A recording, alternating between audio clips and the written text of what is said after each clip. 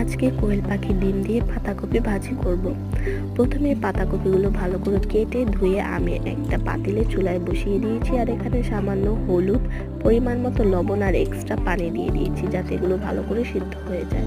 আর সিদ্ধ হওয়ার পরে এক্সট্রা পানিগুলো আমি ফেলে দিয়েছি। আমার পাতাকপিগুলো সুন্দরভাবে সিদ্ধ হয়ে গেছে। এখন এটাকে বাগার দেওয়ার পালা। আর এখন আমি চুলায় একটা আলগা কড়াই নিয়ে নেব, আর সেখানে আমি রান্নার তেল পরিমাণ মতো দিয়ে পেঁয়াজ কুচি আর কাঁচামরিচ কুচি দিয়ে ভালো করে একটু ভেজে নেব। একটু হালকা ভাজার পর এখানে আমি দিয়ে দিব হচ্ছে টমেটো কুচি। টমেটো কুচি দেওয়ার পর এই ডিমটাকে ভালো করে একটু ভেজে নেব, টমেটোটা যাতে গলে যায়। আর এখন যে মেন জিনিস কোয়েল পাখির ডিম, আমি এখানে 4টা নিয়ে নিয়েছি, আপনি চাইলে আরও বেশিও নিতে পারেন। এখন এগুলো আমার ভাজা হয়ে গেছে, আমি পাতাকপি সিদ্ধগুলো দিয়ে দিয়েছি।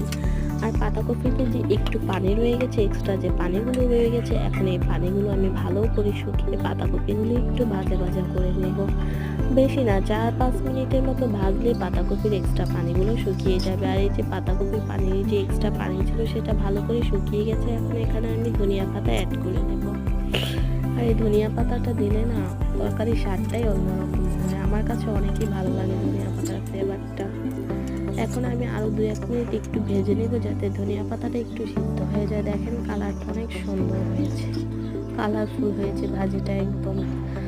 আর ভিডিওটা যদি আপনাদের ভালো লাগে প্লিজ লাইক, কমেন্ট, শেয়ার করে দিবেন আর চ্যানেলটাকে সাবস্ক্রাইব করে দেবেন।